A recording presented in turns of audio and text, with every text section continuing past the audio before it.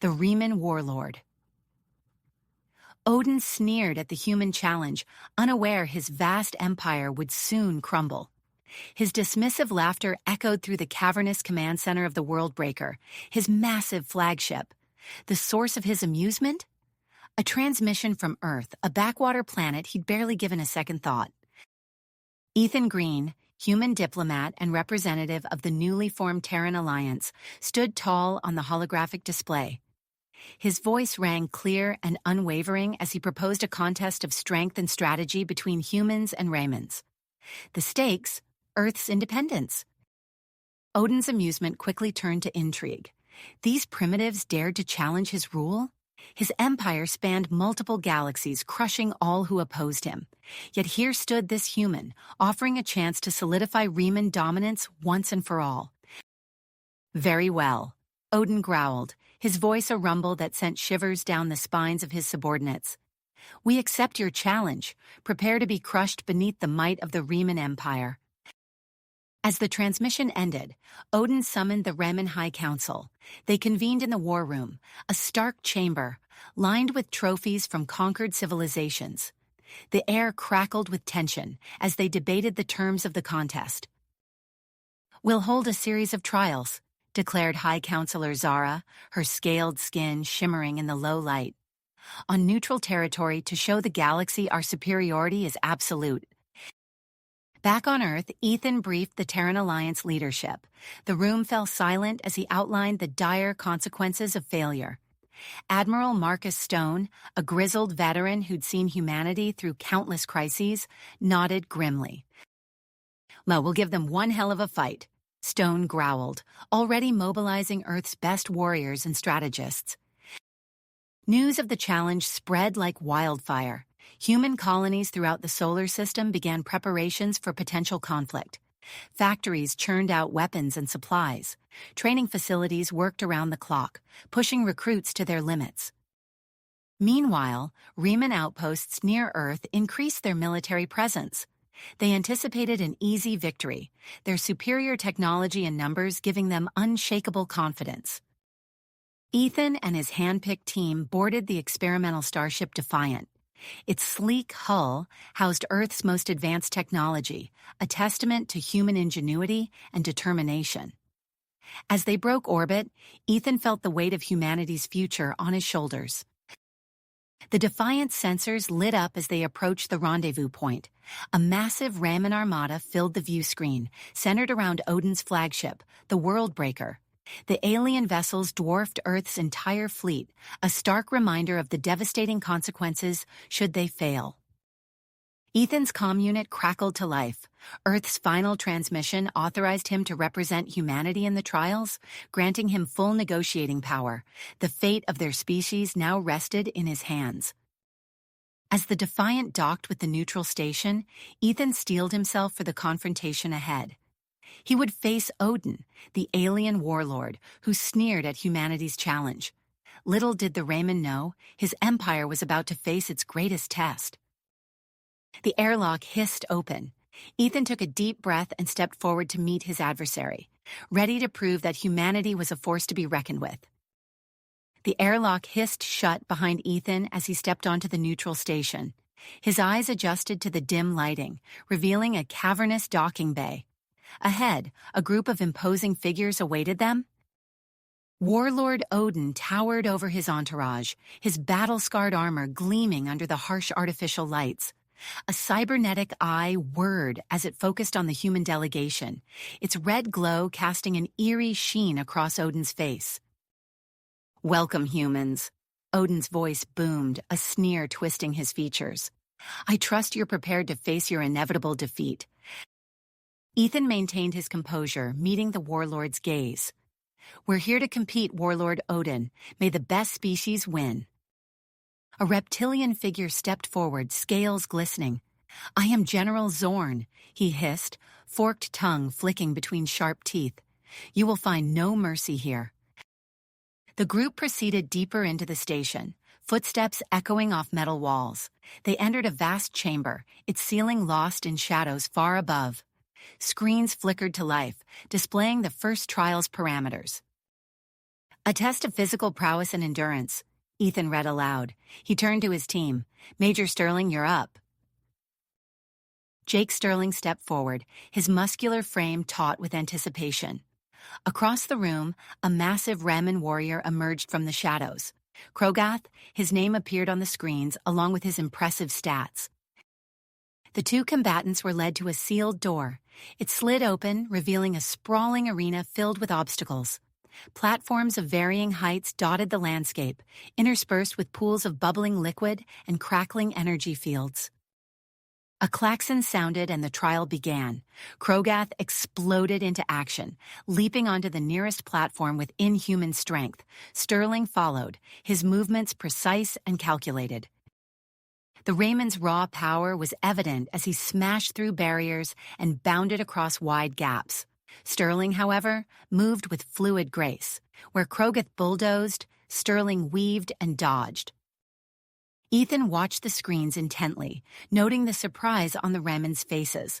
Odin's cybernetic eye twitched, tracking Sterling's progress. As they entered the final stretch, Krogath seemed assured of victory. The Raman spectators leaned forward, anticipating triumph, but Sterling had been pacing himself. With a burst of speed, the human sprinted past Krogath, vaulting over the final obstacle. He hit the finish line a full second before his opponent, leaving the Ramans in stunned silence. Odin's face contorted with rage. "Impossible!" he roared, smashing a nearby console. Ethan allowed himself a small smile. "It seems humans are full of surprises, Warlord." Before Odin could respond, the screens flickered, announcing the second trial.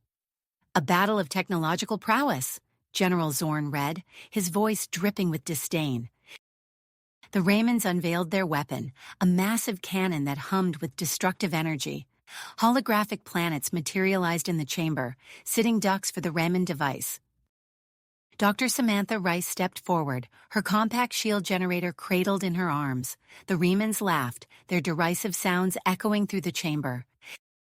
"Begin," Odin growled. The Raman weapon fired, a beam of pure annihilation lancing out.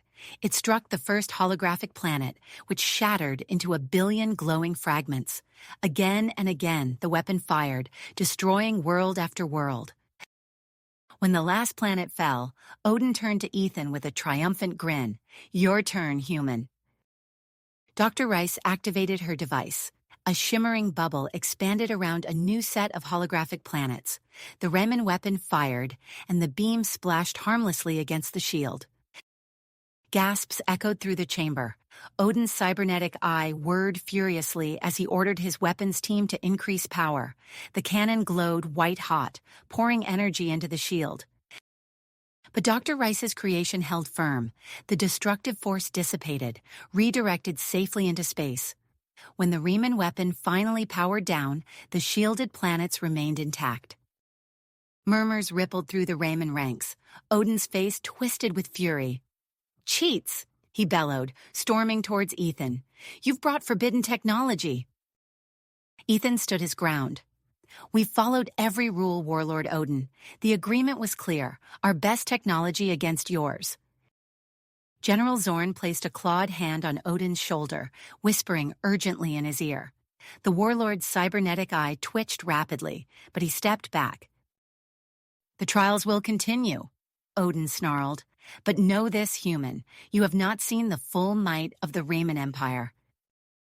As the two delegations separated to prepare for the next trial, Ethan noticed General Zorn huddled with a group of Raman officers. Their hushed tones and furtive glances spoke of discord in the ranks. Back aboard the Defiant, Admiral Stone's voice crackled over the comm. "Ethan, we're picking up increased activity in the Raman fleet. Stay alert. Odin might be planning something." Ethan acknowledged the warning, his mind racing. They'd achieved 2 unlikely victories, but the contest was just getting started. He reviewed the intelligence Earth had sent about potential Raman weaknesses, formulating strategies for the trials to come. The station speakers hummed to life, announcing the imminent start of the third trial. Ethan gathered his team, their faces a mixture of dedication and apprehension. Whatever happens next, he told them, we've already proven that humanity is a force to be reckoned with. Let's show them what else we can do. As they made their way back to the main chamber, Ethan caught sight of Odin and General Zorn in heated discussion. The Warlord's face was dark with awe-inspiring rage, while Zorn's scaled features were set in grim lines. The air crackled with tension as humans and Remans once again faced each other across the chamber. The fate of Earth, and perhaps the entire power structure of the galaxy, hung in the balance as the third trial began. The chamber's screens flickered to life once more, displaying the parameters for the third trial. Strategic warfare. Ethan read aloud, his pulse quickening. This was the moment they had prepared for. Commander Alex Harper stepped forward, her piercing gaze sweeping across the assembled Remans. She had spent countless hours studying their tactics, and now was her chance to put that knowledge to the test. Across the room, Admiral Krill emerged from the Raymond delegation. His cybernetic implants pulsed with an eerie blue light, a testament to countless battles won and worlds conquered. Prepare yourselves, humans. Krill's voice resonated through the chamber. You will witness the full might of the Raymond war machine. The neutral station's holographic systems hummed to life, transforming the vast chamber into a stellar battlefield. Countless stars twinkled in the distance as two massive fleets materialized before them. Harper took her position at the command console, her fingers dancing across the controls as she assessed her forces. The human fleet was outnumbered and outgunned, but she had no intention of fighting fair. As the simulation began, Krill wasted no time. Reman battleships surged forward in tight formation, their weapons blazing. The sheer firepower on display was staggering, capable of reducing entire planets to ash. But Harper was ready. With a series of rapid commands, she dispersed her fleet, using nearby asteroids as cover. The Reman onslaught found mostly empty space, their formations breaking as they attempted to pursue. Cowards! Krill snarled, his cybernetic eye whirring as he tracked the elusive human ships. Face us and die with honor. Harper ignored the taunt, her focus absolute as she implemented her strategy. Small squadrons of human vessels darted out from cover, striking at exposed flanks before disappearing back into the asteroid field. The holographic display filled with explosions as ship after ship fell to the precision attacks. Krill's face contorted with rage as he barked orders, trying to pin down the nimble human fleet. As the battle raged on, Harper noticed something curious. Each time her ship struck a Reman vessel, there was a split-second delay before their shields responded. It was barely perceptible, but it was there. Dr. Rice, Harper called out, her eyes never leaving the display. I need you to analyze the Reman shield frequencies. I think I've found something. Samantha Rice rushed to a nearby console, her fingers flying over the keys as she examined the data. Her eyes widened as the results came in. It's a resonance mismatch, she exclaimed. Their shield generators can't keep up with rapid changes in attack vectors. Harper's mind raced, formulating a new plan. She reorganized her remaining forces into 3 groups, each striking from a different angle in rapid succession. The effect was immediate and devastating. Reman shields flickered and failed under the precisely timed assault. Ships that had seemed invincible mere moments ago now crumbled under human firepower. Krill's shouts of disbelief echoed through the chamber as his fleet was systematically dismantled. Odin watched in stunned silence, his cybernetic eye twitching rapidly. As the last Reman ship winked out of existence, the holographic battlefield faded away. Harper stood tall, her face flushed with exertion, but her eyes gleaming with triumph. The Reman High Council erupted into chaos. Accusations flew as council members turned on each other, questioning the competence of their military leadership. Silence! Odin's roar cut through the din. His face was a mask of terrifying fury as he turned to face Ethan. This proves nothing. Your tactics would fail against a real Reman fleet. Ethan met the Warlord's gaze steadily. The parameters of the trial were clear, Warlord Odin. We faced your best strategist in a neutral simulation. The results speak for themselves. Before Odin could respond, General Zorn stepped forward. My lord, perhaps we should consider— Consider nothing, Odin snarled, shoving Zorn aside. I will not be made a fool of by these primitives. We will have a fourth trial, here and now, a true test of Raymond might. The Warlord's cybernetic eye glowed fiercely as he scanned the human delegation. Hand-to-hand combat, he declared. My champion against yours. No technology, no tricks, just the raw power of flesh and bone. A massive figure emerged from the Raymond ranks, standing nearly 3 meters tall, with arms like tree trunks and a body enhanced by cybernetic implants. Grux the Undefeated lived up to his fearsome reputation. Ethan felt a moment of doubt. They hadn't prepared for this, but before he could speak, a voice called out from behind him. I'll fight. Captain Sarah Rice stepped forward, her lithe form a stark contrast to the hulking Riemann warrior. Ethan recognized her as Dr. Samantha Rice's sister, but he had no idea she was part of the mission. Sarah, what are you doing? Samantha hissed, grabbing her sister's arm. Sarah's eyes never left Grux as she replied, What I was trained for. Trust me. As the two champions faced each other in the hastily prepared arena, the contrast couldn't have been more stark. Grux towered over Sarah, his metallic limbs gleaming under the harsh lights. The Raymond spectators laughed, already anticipating an easy victory. Even some of the humans looked worried, whispering among themselves. But Sarah stood calm and focused, her body relaxed yet ready. As the signal to begin rang out, Grux charged forward with a roar that shook the entire station. Sarah moved at the last possible second, her body flowing around the Raymond's massive fist like water. Grux's momentum carried him forward, nearly sending him crashing into the arena wall. The fight that followed was like nothing the assembled crowd had ever seen. Grux's attacks were devastatingly powerful, each blow capable of shattering bones. But Sarah was always just out of reach, her movements a blur of precision and grace. As the battle wore on, Sarah began to strike back. Her attacks seemed ineffective at first, mere taps against Grux's armored hide, but she was targeting specific points, exploiting weaknesses in Raymond physiology that mirrored human pressure points. Grux's movements began to slow, his cybernetic enhancements unable to compensate for the carefully inflicted damage.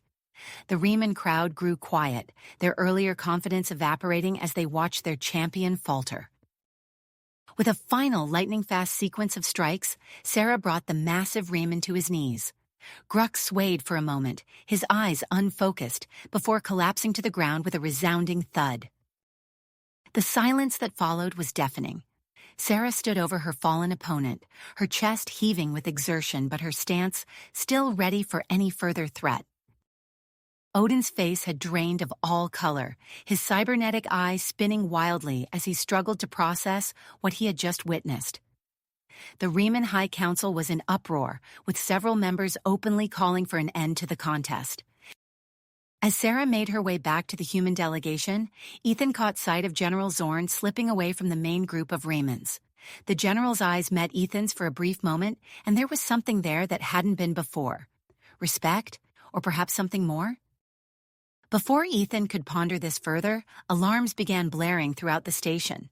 Admiral Stone's voice crackled over the comm, urgent and filled with static. Ethan, we're detecting multiple ships breaking formation in the Raymond fleet. Something big is happening out here. You need to be prepared for anything. As chaos erupted around them, Ethan realized that their victories had done more than just challenge Riemann military superiority. They had sparked something far greater, with consequences that would ripple across the galaxy. The contest was only half over, but already the balance of power was shifting. Whatever came next, Ethan knew that nothing would ever be the same again. The alarms blaring throughout the station gradually subsided, replaced by an uneasy quiet. Ethan Green surveyed the tense faces of his team, acutely aware that their unexpected victories had irrevocably altered the galactic landscape. Admiral Stone's voice crackled over the comm once more. Ethan, the situation out here has stabilized for now, but stay alert. We're detecting unusual communications activity among the Raymond fleet. Before Ethan could respond, a holographic projection materialized in the center of the chamber. The neutral station's AI spoke in its characteristically calm tone. Attention delegates, the fifth trial will commence in 1 hour. The focus will be diplomatic prowess and cultural understanding. Each side will select one representative for this challenge. Murmurs rippled through both the human and Riemann delegations. Ethan turned to his team, his mind racing. We need our best negotiator for this one, someone who can navigate complex cultural waters. Dr. Samantha Rice stepped forward. I have a suggestion. Ambassador Maria Sanchez. She's been observing the trials remotely, but I think it's time we brought her in. Ethan nodded, recalling Sanchez's impressive track record in interstellar diplomacy. Make it happen, Doctor. Across the chamber, the Ramans were engulfed in heated discussion. Ethan caught snippets of their conversation, his universal translator struggling with their rapid speech. One name kept surfacing, Zarleth. An hour later, the delegations reconvened. Ambassador Maria Sanchez stood tall beside Ethan, her keen eyes taking in every detail of their Raymond counterparts. Opposite them, a lean, reptilian figure with iridescent scales stepped forward. Diplomat Zarleth's forked tongue flicked out, tasting the air as he assessed the humans. The station's AI spoke again. The parameters for the fifth trial are as follows. Representatives will engage in a simulated negotiation between two warring alien species. Your objective is to broker peace. The simulation begins now. The chamber transformed, holographic technology creating a lush alien landscape. Two distinct species materialized, one avian, with brilliant plumage and sharp beaks, the other amphibious, with translucent skin, revealing complex inner workings. Ambassador Sanchez wasted no time. She approached the avian representatives, her body language open and respectful. Greetings, noble ones. I am here to listen and understand. Zarleth, meanwhile, strode towards the amphibians. His voice carried a hint of threat. You will cease this pointless conflict immediately, or face the consequences. As the simulation unfolded, Sanchez demonstrated a remarkable ability to absorb and adapt to the complex cultural nuances of both species. She listened intently, asking probing questions that revealed the heart of the conflict. So, the disputed territory holds sacred nesting grounds for your people, Sanchez said to the avian leader. Turning to the amphibian representative, she added, and for your kind, it contains essential breeding pools. Zarleth grew visibly frustrated as his heavy-handed tactics failed to yield results. You primitive creatures cannot see reason. Submit to a stronger power that will decide for you. Sanchez seized on a key insight. What if we could create a shared stewardship of the land? A cooperative effort to protect both the nesting grounds and the breeding pools. The simulated aliens responded positively to her proposal. Holographic displays showed tension levels dropping as Sanchez facilitated discussions on implementation. Zarleth, his patience exhausted, resorted to outright threats. Agree to our terms or face annihilation. The simulation reacted dramatically, with both species turning hostile. Warnings flashed across the chamber as a simulated war erupted. As the holograms faded, the contrast was stark.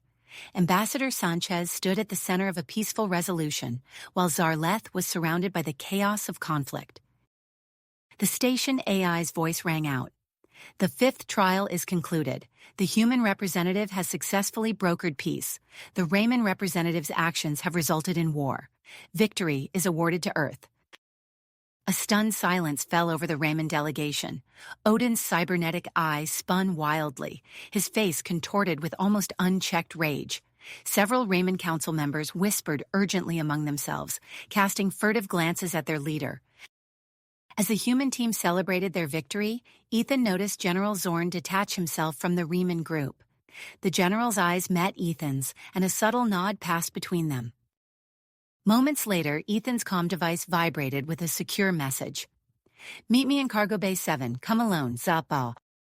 Ethan slipped away from his team, making his way through the station's winding corridors. In the shadows of the cargo bay, he found Zorn waiting. Your victories have changed everything. Zorn said, his voice low. Odin's grip on power is weakening. Several colony worlds are on the brink of open rebellion, inspired by Earth's resilience. Ethan listened intently as Zorn outlined a proposal for a covert alliance. The general's words painted a picture of a galaxy on the cusp of transformation, with Earth positioned as a key player in a new order. As their clandestine meeting concluded, Ethan's calm crackled to life. Admiral Stone's voice was tight with concern. Ethan, we're detecting unusual energy signatures from the Riemann flagship. It looks like they're powering up some kind of superweapon. Watch yourself down there. Ethan thanked Stone for the warning, his mind racing with the implications of this new threat. As he made his way back to the main chamber, he was intercepted by Dr. Rice. Ethan, you need to see this, she said, leading him to a communications terminal. We're receiving messages from multiple alien races. They've heard about our victories and want guidance on resisting Riemann rule. The terminal screen filled with transmissions from across the galaxy. Ethan saw faces of diverse alien species, their eyes filled with hope as they looked to Earth for leadership. Suddenly, alarms blared once more. The station's peacekeepers, their voices strained, announced new security measures. Due to increasing tensions, Earth and Riemann delegations will be confined to separate sections of the station until further notice. As Ethan and his team were escorted to their designated area, he caught glimpses of chaos erupting among the Raymonds. Odin's voice boomed, ordering the arrest of several high-ranking officials. Some Raymond soldiers hesitated, clearly torn between loyalty and doubt. In the relative quiet of their confinement, Ethan gathered his team. Things are escalating faster than we anticipated. We need to be ready for anything. Ambassador Sanchez nodded gravely. The galaxy is watching us now. Our next moves will shape the future of countless worlds. As they began preparations for the 6th trial, a commotion erupted outside their quarters. A group of Raymond scientists, fear evident in their eyes, were ushered in by station security. We seek asylum, their leader announced, his voice quavering. In exchange, we offer our knowledge of Riemann technology. Ethan exchanged glances with his team, acutely aware of the weight of this moment. The balance of power was shifting, and Earth stood at the center of a galactic transformation. As the Riemann scientists began sharing their invaluable insights, Ethan's mind turned to the challenges ahead. The 6th trial loomed, carrying with it the potential to ignite a revolution that would reshape the known universe. As the Raymond scientists shared their knowledge, a subtle vibration rippled through the station, signaling the imminent start of the 6th trial. The station AI's voice echoed through the chamber. Attention delegates, the 6th trial will commence shortly. This challenge will focus on resource management and adaptation to hostile environments. Each side will select one representative to lead their team.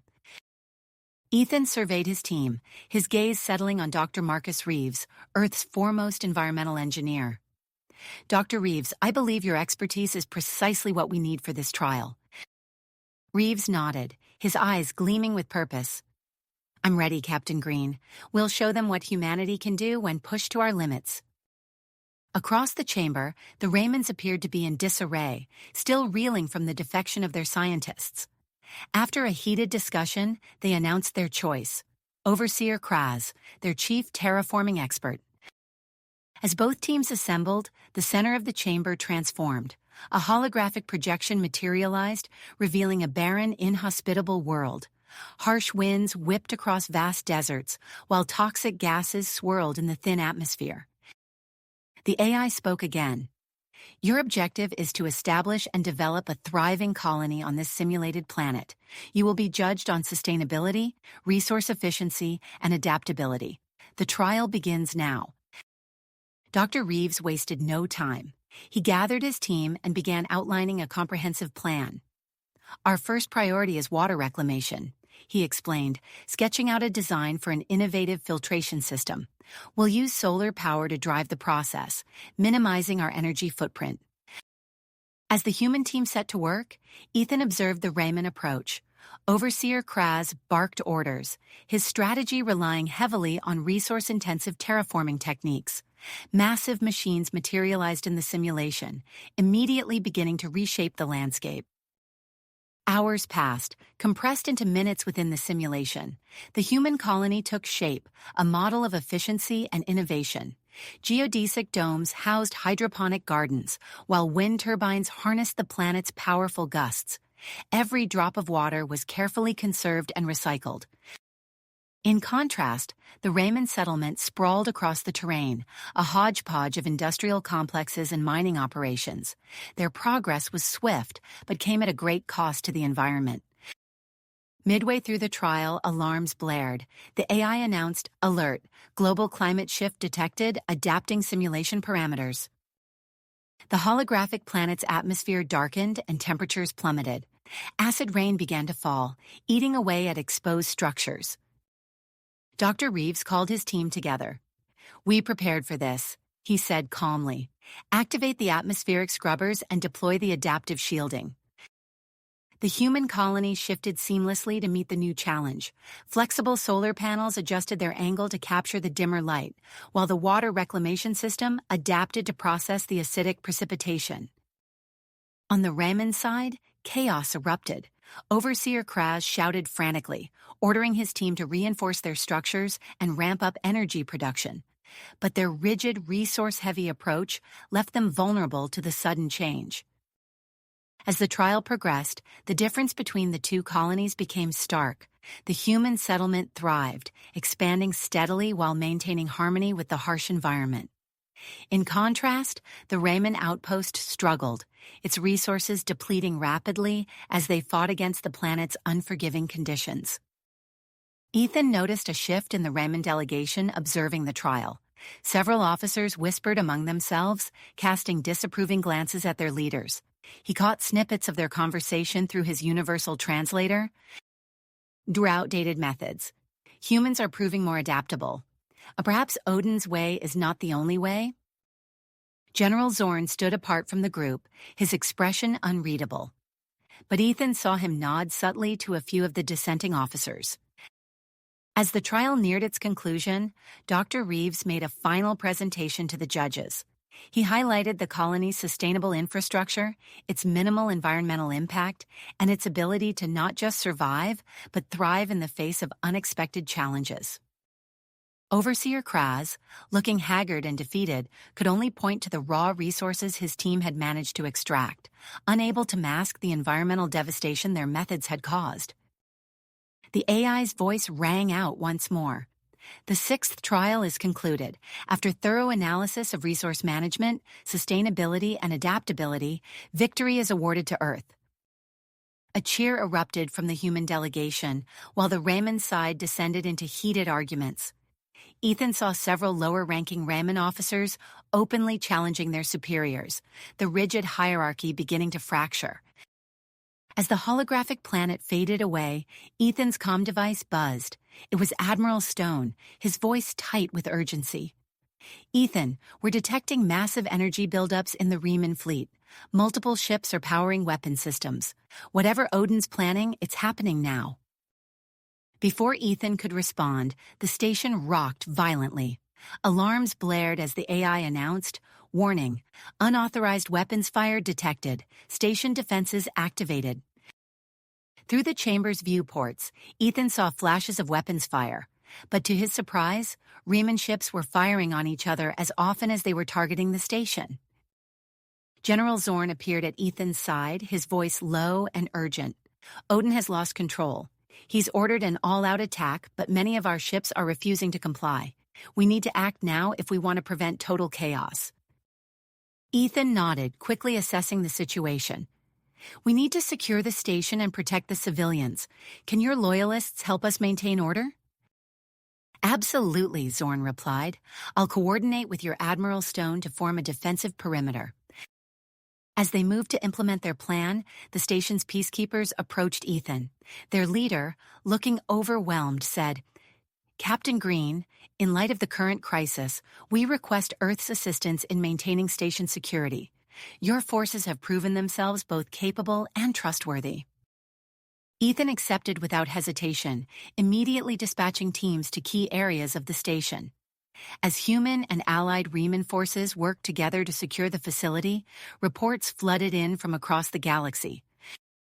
Dr. Rice rushed up to Ethan, her eyes wide with excitement. "Captain, you won't believe this. We're receiving transmissions from dozens of alien races. They've been monitoring the trials and our victories have inspired them. Resistance movements are forming on multiple Riemann-controlled worlds." As Ethan processed this information, another violent tremor shook the station. Through the chaos, he saw Odin being restrained by his own officers, the Riemann leader's face contorted with rage as he shouted incoherently. The galaxy was changing before their eyes. Earth had not only proven its worth, but had become a beacon of hope for countless oppressed civilizations. As Ethan gathered his team to plan their next move, he knew that the final trial would determine not just Earth's fate, but the future of the entire known universe. With the station now under their protection and a growing coalition of allies at their side, humanity stood poised to reshape the galactic order. The challenges ahead were immense, but for the first time since the Riemann invasion, the future shone bright with possibility. Possibility. The station's intercom crackled to life, interrupting Ethan's thoughts. "Attention all delegates. The 7th trial will commence in 1 hour. This challenge will test military strategy and adaptability. Each faction will select one representative to lead their forces in a complex war simulation." Ethan gathered his team, their faces a mix of purpose and fatigue. "We need our best for this one," he said, scanning the room. His eyes settled on Colonel Jack Harper, a seasoned veteran known for his unorthodox tactics. "Colonel Harper, you're up," Ethan announced. "Your experience in asymmetrical warfare could be the edge we need." Harper nodded, his weathered face set with grim willpower. "I won't let you down, Captain." As they made their way to the simulation chamber, Ethan noticed the Riemann delegation in disarray. Odin, still restrained, glowered at his officers as they argued amongst themselves. To Ethan's surprise, the Riemann split into 2 groups, one led by Commander Vex, an Odin loyalist, and another by General Zorn, who had openly challenged Odin's leadership. The neutral station's AI initialized the war simulation, projecting a vast multi-layered battlefield across the chamber. Holographic planets, space stations, and fleets materialized around them, creating a complex theater of war. Colonel Harper wasted no time.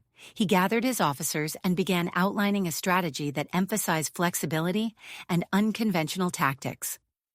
"We'll use small, mobile units to disrupt their supply lines," he explained, manipulating the holographic display. "Meanwhile, our main force will focus on key strategic points." As the simulation unfolded, Harper's approach proved devastatingly effective. His forces moved with a fluidity that kept both Riemann factions off balance. They struck at vulnerabilities, vanished, then reappeared where least expected. Commander Vex, representing Odin's loyalists, responded with brute force. Massive Riemann warships lumbered across the simulated space, their weapons blazing. But Harper's nimble fleets danced around them, striking weak points and disappearing before the Riemanns could effectively retaliate. General Zorn's rebel faction showed more creativity, attempting to mimic some of Harper's maneuvers. However, their forces lacked the cohesion and adaptability of the human fleet, their strategies falling apart under pressure. Midway through the simulation, Harper unveiled his masterstroke. A swarm of small autonomous drones materialized across the battlefield. They zipped between enemy ships, gathering real-time intelligence and conducting precision strikes on critical systems. "Incredible," Dr. Rice whispered, watching the holographic display. "The Colonel's using our latest AI algorithms to coordinate the drone swarm. It's like a constantly evolving distributed intelligence." The drone's effectiveness was immediate and dramatic. They identified and exploited weaknesses faster than any human commander could, allowing Harper's forces to stay several steps ahead of both Riemann factions. As Earth's victory seemed increasingly certain, alarms blared throughout the chamber. The station's AI announced, "Warning, unauthorized access detected in simulation systems." Security teams scrambled to trace the breach. Ethan watched as they zeroed in on its source, Odin's flagship, still docked with the station. He's trying to cheat, Ethan realized, his voice tight with anger. Odin's attempting to manipulate the simulation in his favor. The revelation sent shockwaves through the assembled delegates. Riemann officers, already disillusioned with Odin's leadership, openly denounced him. Many pledged their support to General Zorn on the spot, transforming the simmering Riemann civil conflict into open warfare. Amidst the chaos, Admiral Stone's voice came through on Ethan's comm. Green, we're taking control of key station systems to prevent further interference. Your security teams need to contain this situation before it spirals out of control. Ethan nodded to his team, and they sprang into action. Human security forces, already responsible for maintaining order on the station, moved swiftly to secure vital areas and separate the warring Riemann factions. As the dust settled, Colonel Harper's decisive victory in the simulation stood in stark contrast to the real-world turmoil around them. Earth's superiority in strategy, adaptability, and ethical conduct was undeniable. Seizing the moment, Ethan approached General Zorn. General, we have an opportunity here to reshape the future of the galaxy. Would you be open to negotiations? Zorn, his face etched with the weight of recent events, nodded. Yes, Captain Green, I believe it's time for a new approach. Over the next few hours, Ethan, Zorn, and representatives from other alien races began drafting a new galactic charter. They envisioned a cooperative alliance that would unite Earth, reformed Riemann factions, and liberated worlds under principles of mutual respect and shared prosperity. As news of the events on the station spread, the impact rippled across the galaxy. Resistance movements on Riemann-controlled worlds, inspired by Earth's victories, surged into action. Reports flooded in of uprisings and declarations of independence from dozens of star systems. Dr. Rice burst into the conference room, her eyes shining with excitement. Captain, you need to see this, she said, activating a holographic display. The Riemann scientists who defected, they've been working with our team. We've cracked the secret of Odin's superweapon. The display showed schematics of a device that could neutralize the weapon's effects. This countermeasure could protect us and our allies from any desperate retaliation by Odin's remaining forces, Rice explained. As preparations for the eighth and final trial began, the original parameters of the contest seemed almost irrelevant. Earth had emerged not just as a worthy adversary to the Riemanns, but as a catalyst for galactic revolution. Ethan stood at a viewport, watching as ships from newly liberated worlds arrived at the station. The final trial loomed ahead, carrying with it the potential to cement humanity's new role in the cosmos. Yet even as hope surged through him, Ethan remained acutely aware of the threat posed by Odin's cornered regime. The hope of the universe hung in the balance, with Earth at its very center. The hope of the universe hung in the balance, with Earth at its very core. Alarms blared throughout the station, shattering the tense anticipation of the final trial. Ethan's comm device crackled with urgent messages from multiple channels. Admiral Stone's voice cut through the chaos. Green, we've got incoming. Odin's loyalist forces are launching an all-out assault on the station. Through the viewport, Ethan saw a swarm of Riemann ships converging on their position. At their center loomed Odin's flagship, its massive silhouette jam-packed with weapon ports. All hands to battle stations, Ethan barked into his comm. This is not a drill. I repeat, this is not a drill. Major Jake Sterling's voice came through next, crisp and focused. Captain, I'm mobilizing our security teams. We'll use guerrilla tactics to defend the station. These narrow corridors will work to our advantage. Good thinking, Major, Ethan replied. Set up choke points and prepare ambushes. We need to slow them down. As Sterling's team scrambled into position, Ethan turned to General Zorn. General, we need your rebel faction. Can your troops fight alongside our forces? Zorn nodded grimly. Absolutely, Captain.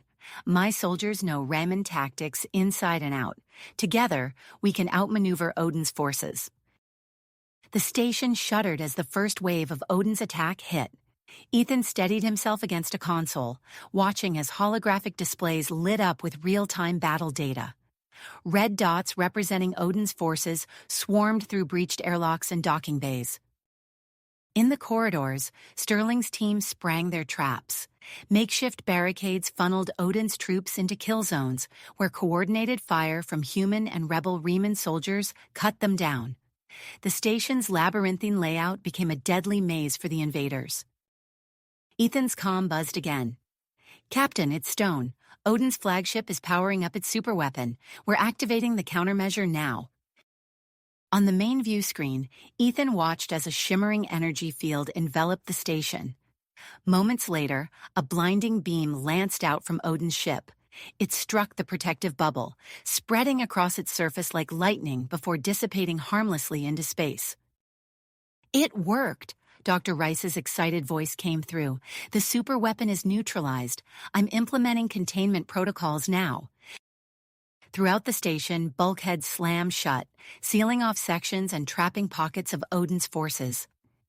Ethan nodded in approval as he saw the holographic battle map update showing isolated clusters of red dots. "All teams, focus on clearing these contained sectors," Ethan ordered. "Work systematically and don't let them regroup." Colonel Harper's voice joined the comm chatter. "Captain, I'm deploying our combat drone swarms. They'll provide real-time intel and conduct precision strikes." The effect was immediate. On the tactical displays, Ethan saw the swarms of tiny blue dots sweeping through the station. They darted between the red markers of Odin's forces, disrupting formations and picking off key targets. Ambassador Sanchez approached Ethan, her face set with drive. "Captain, I've secured the cooperation of the station's peacekeepers. They're helping to evacuate civilians and contain the fighting to non-essential areas." Ethan nodded gratefully. "Excellent work, Ambassador. We need to minimize collateral damage." Suddenly, a priority alert flashed on the main screen. Dr. Rice's voice came through, tense with urgency. "Captain, we've detected Odin himself. He's heading for the central control room with a group of elite guards." Major Sterling's response was immediate. "I'm on it, sir. Setting up a final defensive line outside the control room now." Ethan watched the tactical display as Sterling's team took position. They were joined by a contingent of Zorn's most loyal soldiers, forming a formidable last line of defense. The wait was agonizing. Ethan could hear the distant sounds of battle drawing closer. Then, with a thunderous explosion, the doors at the end of the corridor blew open. Odin stormed through, his massive frame augmented by cybernetic enhancements and wielding a crackling energy weapon. The combined human and Riemann forces opened fire. Their coordinated volleys forced Odin and his guards to take cover. Sterling's voice came through the comm, strained but determined. "We've got them pinned down, sir, but that armor of his is tough." Ethan watched as Sterling's team employed tactics specifically designed to exploit Riemann weaknesses. They used high-frequency sonic pulses to disrupt Odin's cybernetic systems and targeted the less armored joints of his exoskeleton. General Zorn's voice crackled over the comm. "Captain, I'm here with reinforcements. We're moving to surround Odin." On the tactical display, Ethan saw Zorn's forces closing in from multiple directions. Odin was trapped, caught between Sterling's defenders and Zorn's advancing troops. The Riemann Warlord, realizing his defeat was imminent, let out a primal roar of defiance. Ethan watched in horror as energy readings from Odin's armor spiked dangerously. "He's trying to self-destruct," Dr. Rice shouted. "I'm attempting to override his systems remotely." Tense seconds ticked by. Ethan held his breath, watching the energy readings climb higher and higher. Then suddenly they plummeted to 0. "Got it!" Rice exclaimed. "His armor is completely powered down." On the security feeds, Ethan saw Odin stumble, his once imposing frame now little more than dead weight without its power source. Sterling's team moved in swiftly, disarming and restraining the fallen warlord. As news of Odin's capture spread, the remaining pockets of resistance throughout the station began to surrender. The battle was over, but the station bore the scars of the fierce fighting. Smoke-filled corridors, debris littered the floors, and the air was thick with tension. Ethan took a deep breath, surveying the damage reports flooding in. The neutral station, once a symbol of galactic cooperation, now stood as a testament to the cost of conflict. But amidst the destruction, he saw something else. Humans and remnants working side by side to treat the wounded and restore order. As the dust settled, Ethan knew that the true challenge was just beginning. The final trial loomed ahead, no longer a simple test, but a crucible that would shape the future of the galaxy. With Odin in custody and a fragile alliance formed in the heat of battle, Earth stood on the precipice of a new era in interstellar relations. Ethan turned to his team, their faces weary but resolute. "All right, people, let's get this station secured and prepare for the final trial. We've come too far to falter now." As they moved to carry out his orders, Ethan couldn't help but feel the weight of responsibility on his shoulders. The next few hours would determine not just Earth's fate, but the course of galactic history. The final trial awaited, and with it, the chance to forge a new future among the stars. As the echoes of battle faded, Ethan surveyed the damage to the station. Scorch marks marred walls, debris cluttered corridors, and the acrid smell of smoke lingered in the air. Yet amidst the destruction, he saw something remarkable. Humans and remnants working side by side, tending to the wounded and restoring order. "Captain Green," General Zorn's gravelly voice cut through the din. "We need to convene immediately. The final trial awaits, and we have a galaxy to reshape." Ethan nodded, keenly aware of the weight of the moment. "Agreed, General. Let's gather everyone in the main conference hall." Within hours, the station's largest meeting space had been hastily repaired and filled with an unprecedented assembly. Ethan stood at the entrance, watching as delegates from Earth, Riemann rebel factions, and newly liberated worlds filed in. The air crackled with tension and possibility. Ambassador Maria Sanchez strode to the center of the room, her posture straight and eyes bright with purpose. "Friends, allies, fellow survivors," she began, her voice carrying to every corner. "We stand at a crossroads. The trial before us is no longer a test but an opportunity to forge a new future for all our peoples." Murmurs rippled through the crowd as Sanchez outlined her vision for a galactic federation. Ethan watched faces light up with hope, but also darken with doubt and suspicion. The real challenge, he realized, was just beginning. As discussions progressed, the conference hall became a cauldron of conflicting ideas and emotions. A burly Reman named Krath smacked his palm on the table, causing nearby delegates to flinch. "Justice demands retribution," Krath roared, baring sharp teeth.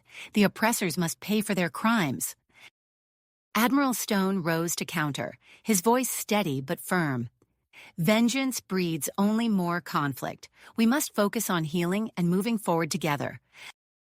The debate raged on, with various factions staking out positions. Ethan moved through the crowd, listening intently and mediating where he could. He caught snippets of conversation in a dozen alien languages, universal translators working overtime to keep pace. Dr. Rice's voice cut through the din as she activated a holographic display. "If I may," she said, commanding attention, "I propose a network of AI mediators to assist in dispute resolution. These impartial systems could—" Her words were drowned out by a chorus of objections. An avian-looking delegate trilled loudly, "We will not surrender our autonomy to machines." As tempers flared, Ethan noticed Major Sterling slip into the room, his expression grim. The security chief made his way to Ethan's side and whispered urgently, "Sir, we've detected unusual activity in the ventilation systems. I think—" Before Sterling could finish, alarms blared. A voice rang out over the station's comm system. "Biohazard alert. Unknown agent detected in conference hall air supply." Panic erupted as delegates scrambled for exits. Sterling's security team sprang into action, sealing doors and activating emergency protocols. Dr. Rice was already at a nearby terminal, fingers flying over the controls. "It's a neurosuppressor," she shouted over the chaos. "Non-lethal, but it'll incapacitate everyone if we don't act fast." Ethan felt his head starting to spin, but he fought through the growing fog. "Options, Doctor?" Rice's eyes lit up. "The medical database we compiled during the trials, it might have the answer. I need 5 minutes." "Sterling, buy her that time." Ethan ordered, then turned to address the panicking crowd. "Everyone, remain calm. Cover your mouths and noses. Help is coming." For agonizing minutes, Ethan watched as some delegates succumbed to the agent, collapsing to the floor. Others huddled in groups, using pieces of clothing as makeshift masks. Through sheer force of will, he kept himself upright, rallying those still conscious to help others. Just as Ethan's vision began to blur, Dr. Rice's triumphant shout rang out.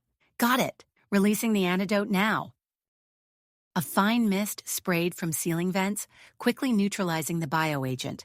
As delegates began to stir and recover, Sterling's team apprehended a group of former Riemann loyalists who had orchestrated the attack. In the aftermath, a hush fell over the conference hall. The failed sabotage had shaken everyone, but it also served as a stark reminder of what was at stake. Ambassador Sanchez, her hair disheveled but eyes blazing with revitalized commitment, seized the moment. "This is precisely why we must stand united," she declared. "Our differences make us stronger, but only if we choose cooperation over conflict." Over the next several hours, fueled by a shared brush with disaster, the delegates worked tirelessly to hammer out a framework for the future. Ethan marveled at the sight of former enemies now engaged in passionate but constructive debate. Colonel Harper presented a comprehensive plan for a joint defense force, incorporating tactics and technologies from various species. Dr. Rice's AI mediator proposal was cautiously accepted, with strict oversight measures in place. As dawn broke over the station, casting the conference hall in a soft, hopeful light, Ambassador Sanchez called for a final vote. One by one, representatives from each world and faction signaled their assent. The Galactic Cooperative was born.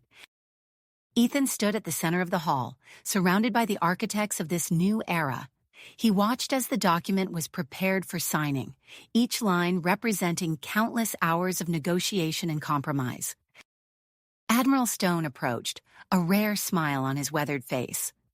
"Not bad for a species that was facing subjugation just weeks ago," he remarked. Ethan nodded, his mind racing with the implications of what they had achieved. "This is just the beginning, Admiral. We have a lot of work ahead of us." As delegates lined up to sign the charter, a commotion at the entrance drew Ethan's attention. 2 security officers entered, escorting a bound and subdued figure. Odin, once the feared warlord of the Riemann Empire, now stood before the assembly, his cybernetic enhancements disabled and his presence diminished. A hush fell over the room as all eyes turned to the fallen tyrant. In that moment, Ethan knew that their next decision would set the tone for the entire Galactic Cooperative. Justice or mercy, punishment or rehabilitation. The fate of Odin, and by extension, the principles of their new alliance, hung in the balance. Ethan stepped forward, acutely aware that his next words would echo across the stars, shaping the future of countless worlds. You have reached the end of the story. If you enjoyed this story and want to support us, please leave a like and subscribe to our channel, and for every comment that says 88, I will heart every single one of them. Thank you for your time.